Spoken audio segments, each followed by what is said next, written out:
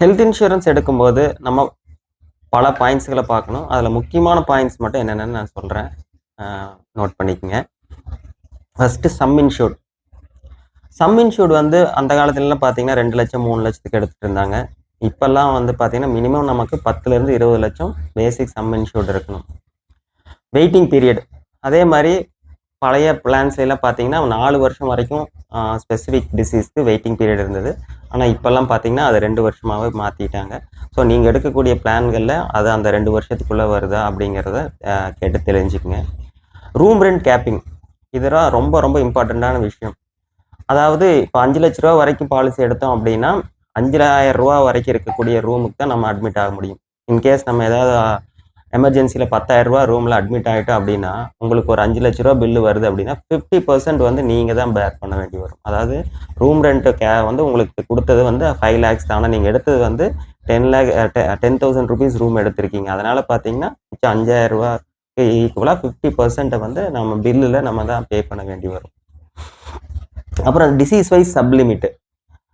அதாவது சில பிளான்ஸ் எல்லாம் பார்த்தீங்கன்னா ஒவ்வொரு டிசீஸ்க்கு இவ்வளோ தான் நம்ம கொடுப்போம் அப்படின்னு சொல்லி அந்த கம்பெனியில் அந்த ப்ரௌச்சரில் மென்ஷன் பண்ணியிருப்பாங்க. ஸோ அதெல்லாம் வந்து நீங்கள் பாலிசி எடுக்கிறதுக்கு முன்னால் அது கேட்டு தெரிஞ்சுக்கங்க. ஆனால் இப்போ லேட்டஸ்ட்டாக வர பிளான்ஸ் எல்லாமே பார்த்தீங்கன்னா எந்த சப்லிமிட்ஸும் இல்லாமல் தான் வருது. அதே மாதிரி ஐசியூக்குமே வந்து பார்த்தீங்கன்னா சில பிளான்ஸில் வந்து லிமிட்ஸ் இருக்குது. அந்த மாதிரி எந்த லிமிட்ஸ் இல்லாமல் எந்த சப்லிமிட்ஸும் இருக்கக்கூடாது. அந்த மாதிரி பார்த்து பிளான்ஸ் எடுங்க. அதாவது ப்ரீ அண்ட் போஸ்ட் ஹாஸ்பிட்டலைசேஷன். அடுத்த பாயிண்ட் என்னன்னு பார்த்தீங்கன்னா pre and post hospitalization. Pre and post ஹாஸ்பிட்டலைசேஷன்னா போய் அட்மிட் ஆகும்போது நம்ம அந்த டிசீஸ்க்குரிய இதை நம்ம வாங்கிக்கிறோம், கிளைம் வாங்கிக்கிறோம். அதுக்கு முன்னால் 60 நாள் அதுக்கு ஏதாவது மெடிக்கல் செலவு இருந்ததுன்னா அதையும் நம்ம வாங்கிக்கலாம். கிளைம் வாங்கி 180 நாள் 6 மாதம் கழித்து வர செலவுகளையும் நம்ம வாங்கிக்கலாம். So pre and post hospitalisation அந்த லிமிட்ஸ் எவ்வளோ தராங்கிறதையும் பார்த்துக்குங்க. டே கேர் ப்ரொசீஜர் கவர் ஆகுதான்னு பாருங்கள். அப்புறம் நோ கிளைம் போனஸ். சில பிளான்ஸில் பார்த்தீங்கன்னா 20% இயர் ஆன் இயர் ஹெச் ஆகும். சில பிளானில் 25% ஹெச் ஆகும். சில பிளான்ஸில் 100% கணக்கே இல்லாமல் 100% கொடுத்துட்டே இருக்கிறாங்க. அந்த மாதிரியான பிளான்ஸ் இருக்குது. ஸோ நீங்கள் மேக்ஸிமம் நோ கிளைம் போனஸ் இருக்கிற மாதிரியான பிளான்ஸை பார்த்து எடுங்க. கோ பேமெண்ட். அதாவது சில பிளான்ஸில் ப்ரீமியத்தை கம்மி பண்ணணுங்கிறதுக்காக கோ பேமெண்ட்னு சொல்லுவாங்க. கோ பேமெண்ட் அப்படின்னா பாலிசிதாரரும் சேர்ந்து கட்டணும். இப்போ 1 லட்ச ரூபா பில்லு அப்படின்னா 10% கோப்பேன்னா 10,000 ரூபா நீங்கள் கட்டணும், 90,000 ரூபா தான் கம்பெனி கொடுப்பான். ஸோ அந்த கோ பேமெண்ட் முடிஞ்ச அளவுக்கு இல்லாத மாதிரி பார்த்து வாங்கிக்கோங்க. ப்ரீ எக்ஸிஸ்டிங் டிசீஸ் வந்து பார்த்தீங்கன்னா சில கம்பெனி இப்போ 145 வகையான ப்ரீ எக்ஸிஸ்டிங் டிசீஸை வந்து கம்பெனியை கவர் பண்ணுறாங்க. ஸோ உங்களுக்கு ஏதாவது ப்ரீ எக்ஸிஸ்டிங் இருந்ததுன்னா அதை சொல்லி நீங்கள் அந்த கம்பெனிகிட்ட இருந்து அதுக்கு விலக்கு வாங்கிக்கலாம்.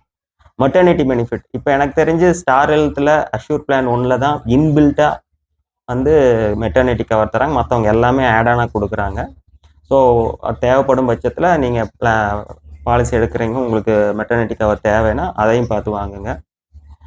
ஆம்புலன்ஸ் ஏர் ஆம்புலன்ஸ் கவரேஜும் சில கம்பெனிஸ் சில பிளான்ஸில் கொடுக்குறாங்க. ஸோ அது இருக்குதான்னு பார்த்து வாங்கி. ஏன்னா அதுக்கெல்லாம் ப்ரீமியம் ரொம்ப ஹெச் ஆகாது, 100-200 ரூபா தான் ஹெச்சாக வரும். அந்த மாதிரியான கவரேஜும் கேட்டு எடுத்துக்கங்க. Life long renewability. உங்கள் எடுக்கிற பிளானுக்கு நீங்கள் கடைசி காலம் வரைக்கும் அதில் ரினியூ பண்ணக்கூடிய இது ஆப்ஷன் இருக்கான்னு பார்த்து வாங்குங்க. Health checkup. சில பிளான்ஸில் என்ன கொடுக்குறாங்கன்னா நீங்கள் கிளைம் ஃப்ரீயாக இருந்ததுன்னா அந்த வருஷம் வந்து நீங்கள் வந்து ஹாஸ்பிட்டல்ஸில் போய் ஹெல்த் செக்கப் பண்ணிக்கலாம். 2,000 ரூபா 3,000 ரூபா 5,000 ரூபான்ட்டு நீங்கள் எடுத்திருக்கிற சம் இன்சூர்டை பொறுத்து அதையும் கவர் பண்ணி வாங்கிக்கிங்க. Keep it benefit. அதாவது சில கம்பெனி இப்போ என்ன பண்ணுறாங்கன்னா நீங்கள் டெய்லி 10,000 ஸ்டெப் நடக்கிறீங்க அப்படின்னா, அதாவது பாலிசி ஹோல்டரில் 2 எல்டர்ஸும் 10,000 ஸ்டெப் நடக்கிறாங்க அப்படின்னா அடுத்த வருஷம் ரெனியூவல் 20, 30. ஆதித்ய பிர்லாவில் 100% கொடுக்குறாங்க. 10,000 ஸ்டெப் நடந்தால் அடுத்த வருஷம் நீங்கள் பில்லே கட்ட வேண்டியதில்லை. ஸோ அந்த மாதிரிலாம் தெரிஞ்சு எடுத்துக்கங்க. கிளைம் செட்டில்மெண்ட் ரேஷியோ அந்த ஒவ்வொரு கம்பெனிக்கு எவ்வளோ இருக்குன்னு பார்த்துக்குங்க. எந்த கம்பெனியுமே 85 கீழே இல்லை. எல்லாருமே 90, 97 வரைக்கும் கிளைம் செட்டில்மெண்ட் வச்சுருக்காங்க.